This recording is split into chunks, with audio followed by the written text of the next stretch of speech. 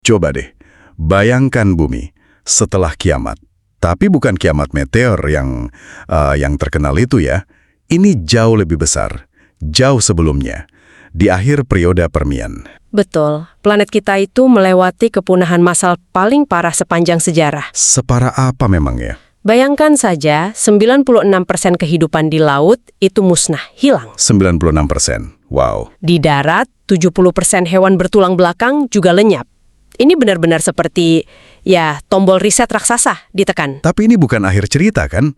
Justru ini panggung yang kosong, siap buat diisi sama pemain-pemain baru. Tepat. Dan panggung yang kosong itu benar-benar alien. Dunia yang ditinggalkan itu sangat berbeda dari yang kita kenal sekarang. Ini jadi kesempatan emas buat kelompok hewan yang tadinya di pinggiran. Dan dari kehancuran total inilah lahir era baru yang bakal didominasi oleh para reptil. Dalam skala yang belum pernah kita bayangkan sebelumnya. Oke, mari kita bedah dunia baru ini. Dalam penelusuran kita kali ini, kita akan menyelami era Mesozoikum. Misi kita adalah menjelajahi 3 babak utamanya. Ada Triasik, Jurassic, dan Cretaceous. Betul. Kita mau paham gimana planet yang hancur bisa melahirkan para raksasa.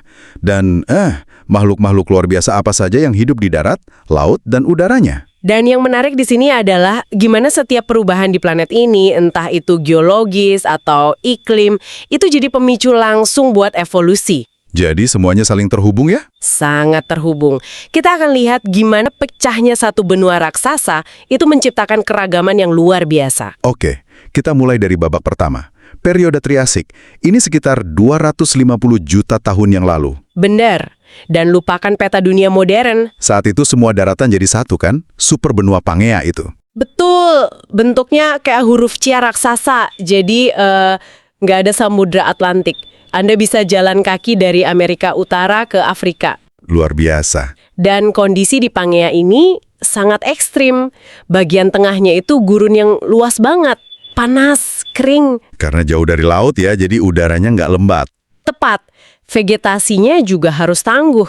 Awalnya didominasi tumbuhan paku, tapi pelan-pelan diganti sama tanaman yang lebih tahan kering, kayak sikas dan konifer. Di tengah kondisi sekering itu, kehidupan di laut justru pulih lebih dulu ya? Iya, di laut kita mulai lihat predator-predator ikonik pertama muncul. Contohnya Ichthyosaurus. Nah, Ichthyosaurus ini kan bukan dinosaurus ya? Sering salah kaprah. Bukan, mereka ini kelompok reptil laut sendiri.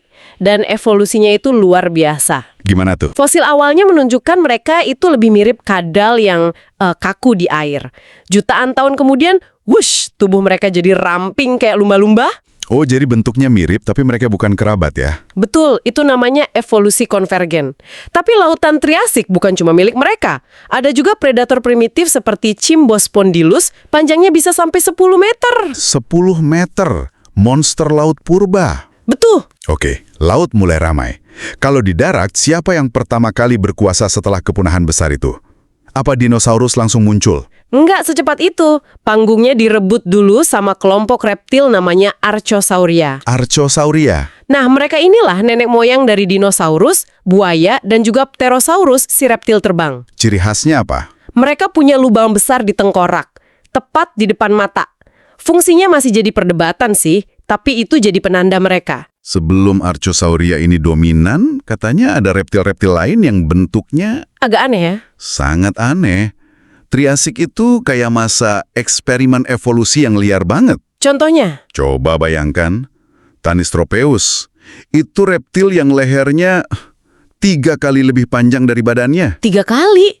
Gimana caranya dia hidup coba? Nah, itu dia pertanyaannya. Tapi pada akhirnya Archosauria ini yang terbukti lebih adaptif. Mereka lebih efisien bergerak dan bernapas. Keuntungan besar di dunia yang keras saat itu. Dan dari Archosauria inilah akhirnya muncul dinosaurus pertama di akhir Triasik. Betul. Ukuran mereka mulai membesar, yang tampaknya didukung oleh peningkatan kadar oksigen. Ini kontras banget ya sama nenek moyang kita, para mamalia saat itu. Oh, jauh sekali. Mamalia pertama, kayak Morganuchodon, itu sudah ada. Tapi mereka, ya, bukan siapa-siapa. Ukurannya seberapa? Kecil. Mirip tikus, panjangnya cuma 10 cm. Aktif di malam hari, hidup di bawah bayang-bayang para reptil raksasa. Luar biasa ya, membayangkan makhluk sekecil itu yang hidup dalam ketakutan adalah salah satu cabang nenek moyang kita. Sementara para penguasa dunia saat itu, dinosaurus, akhirnya punah. Benar-benar sebuah ironi evolusi. Dan seolah belum cukup drama, Triasik ditutup dengan kepunahan massal lagi. Iya, walaupun skalanya lebih kecil. Tapi bagi dinosaurus, bencana ini justru jadi berkah ya, membersihkan panggung untuk mereka. Tepat sekali. Kepunahan itu membuka jalan bagi periode Jurassik, sekitar 201 juta tahun yang lalu. Dan perubahan terbesar di sini itu geologis. Pangea mulai pecah. Betul, Laurasia di utara dan Gondwana di selatan mulai menjauh, menciptakan samudera-samudera baru. Ini dampaknya pasti besar sekali. Hewan yang tadinya bisa jalan dari ujung ke ujung dunia, sekarang jadi terisolasi. Persis. Isolasi geografis ini memicu ledakan keanekaragaman. Spesies di satu benua berevolusi secara berbeda dari kerabatnya di benua lain. Iklimnya juga berubah kan? Drastis. Dari yang tadinya kering kerontang jadi subtropis yang hangat dan lembab. Gurun yang gersang berubah jadi hutan yang rimbun. Jadi setelah jutaan tahun di dunia yang kering, bumi tiba-tiba jadi surga tropis. Saya bisa bayangkan, ini kayak membuka prasmanan makan sepuasnya buat para herbivora. Dan itulah yang terjadi. Periode Jurassik adalah zaman keemasan para titan. Nah, disinilah segalanya jadi sangat menarik. Melimpahnya vegetasi jadi bahan bakar buat evolusi sauropoda, para herbivora raksasa berleher panjang itu. Kita bicara soal Brachiosaurus, Diplodocus, Dan yang terbesar seperti Titanosaurus yang beratnya bisa lebih dari 75 ton. Mereka adalah hewan darat terbesar yang pernah berjalan di muka bumi. betul. Soal sauropoda ini, saya pernah dengar teori aneh tentang mereka punya otak kedua. Katanya ada rongga besar di tulang belakang dekat pinggul. Gimana ceritanya itu? Gagasan itu muncul karena rongga di tulang belakang sakral mereka memang sangat besar, bahkan lebih besar dari rongga otaknya. Oh, pantas aja. Jadi, para ahli paleontologi abad ke-19 berteori mungkin itu otak kedua buat ngontrol kaki dan ekor mereka yang masif. Tentu saja, teori itu sekarang sudah ditinggalkan. Jadi apa penjelasan yang lebih masuk akal sekarang? Sekarang diyakini rongga itu berisi tubuh glikogen, semacam pusat penyimpanan energi. Kayak tangki bahan bakar cadangan gitu ya? Tepat. Ditempatkan di dekat pusat saraf yang mengontrol bagian belakang tubuh. Ini penting banget buat mendukung metabolisme hewan sebesar itu. Tentu saja, di mana ada herbivora raksasa, di situ pasti ada predatornya. Di Jurassik, kita lihat munculnya Allosaurus. Tapi gimana caranya satu Allosaurus bisa menjatuhkan Titanosaurus? Kemungkinan besar mereka nggak berburu sendirian. Ada bukti fosil yang sangat menarik. Apa itu? Beberapa tulang sauropoda ditemukan dengan banyak bekas gigitan dari Allosaurus. Pola lukanya menunjukkan adanya serangan terkoordinasi. Oh, jadi mereka berburu dalam kelontok, kayak singa modern gitu ya? Betul. Mereka mungkin bekerja sama untuk menaklukkan mangsa yang berkali-kali lipat lebih besar dari diri mereka. Dominasi reptil ini nggak cuma di darat. Di langit, Pterosaurus juga berevolusi kan? Muncul kelompok baru, Pterodaktil. Bener. Mereka ini versi yang lebih canggih, penerbang yang lebih efisien, ekornya lebih pendek, leher lebih panjang, otak lebih besar. Kontrol terbangnya lebih baik berarti. Yang ukurannya benar-benar di luar nalar. Leachsichthys. Apa itu? Predator. Bukan. Ini ikan penyaring plankton raksasa. Panjangnya bisa sampai 16 meter. 16 meter? Iya. Dia ini paus birunya zaman Jurassik.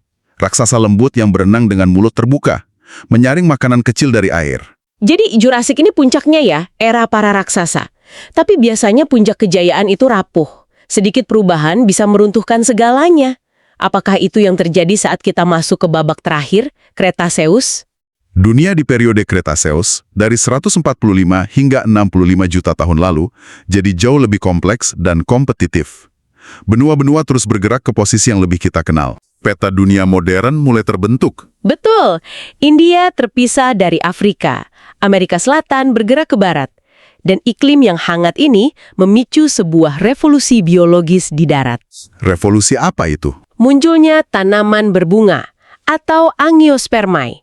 Ini adalah sebuah game changer. Kenapa begitu? Biji mereka terbungkus dalam buah. sebuah inovasi jenius. Ketika hewan makan buah, mereka menyebarkan bijinya lewat kotoran. Strategi ini sangat sukses sehingga tanaman berbunga dengan cepat mendominasi dunia. Menciptakan sumber makanan baru dan mengubah lanskap total. Benar.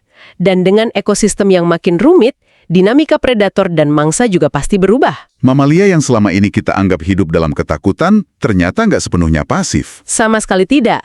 Ada satu penemuan fosil luar biasa tahun 2004.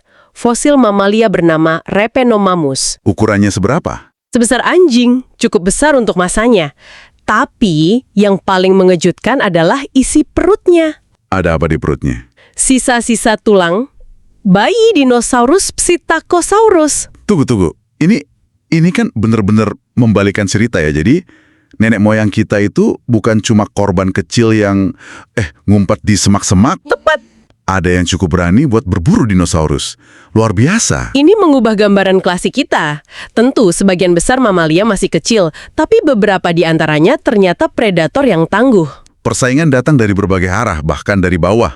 Dan dari perairan juga kan? Era ini disebut era keemasan buaya. Kita bicara tentang monster dari mimpi buruk. Di Amerika Utara ada Deinosuchus, panjangnya 10 meter. Di Afrika ada Sarcosuchus, bisa sampai 12 meter. Cukup besar untuk menyergap dinosaurus dewasa. Iya, yang lengah saat minum di tepi sungai. Perairan jadi zona kematian. Di lautan lepas pun muncul penguasa baru yang lebih mengerikan. Ada penyu raksasa Archelon sepanjang 4,6 meter. Wow. Ada burung aneh bergigi tanpa sayap seperti Hesperornis, tapi predator puncaknya adalah Mosasaurus. Nah ini dia. Mereka ini apa sebenarnya? Mereka ini kadalaut raksasa, kerabat biawak modern, tapi mereka berevolusi jadi predator laut absolut. Spesies terbesarnya bisa mencapai hampir 17 meter. Lebih panjang dari T-Rex. Jauh lebih panjang. Mereka adalah penguasa lautan yang tak tertandingi di akhir zaman dinosaurus. Jadi kita punya dunia yang penuh dengan super predator di mana-mana, ekosistem yang mencapai puncak kerumitannya. Tapi kita semua tahu bagaimana cerita ini berakhir. Betul. Dominasi reptil selama lebih dari 150 juta tahun harus berakhir secara dramatis, sekitar 65 juta tahun yang lalu. Betul. Berakhirnya Cretaceous juga menandai berakhirnya seluruh era Mesozoikum. Hantaman asteroid raksasa memicu perubahan iklim drastis, menyapu bersih semua dinosaurus non-unggas. Tirai penutup yang brutal bagi sebuah dinasti. Tapi sekaligus menjadi fajar bagi era berikutnya, zaman Cenozoikum, zaman mamalia. Jadi setelah kita menelusuri 3 periode ini, apa kesimpulan besarnya? Kita lihat bagaimana kehidupan bangkit dari kehancuran total di Triasik, meledak ukurannya di Jurassik, sampai jadi ekosistem yang super kompleks di Cretaceous. Dan ini menunjukkan sebuah hukum alam yang brutal. Setiap dinasti, sekuat apapun, pada akhirnya akan runtuh. Dan keruntuhan itulah yang jadi pupuk buat kebangkitan dinasti berikutnya. Tepat. Dinosaurus berdiri di atas puing-puing kepunahan Permian. Dan kita, para mamalia, berdiri di atas puing-puing dinosaurus. Kepunahan massal bukanlah akhir, melainkan perombakan besar yang menciptakan peluang. Ini membawa kita pada sebuah pemikiran akhir untuk Anda renungkan. Kita melihat bagaimana kepunahan membuka jalan bagi dinosaurus, dan kepunahan mereka membuka jalan bagi kita. Pertanyaannya, peristiwa besar apa di zaman kita sekarang? Entah itu perubahan iklim, revolusi teknologi, atau krisis ekologis, yang mungkin tanpa kita sadari sedang membersihkan panggung dan menulis naskah untuk penguasa bumi jutaan tahun dari sekarang.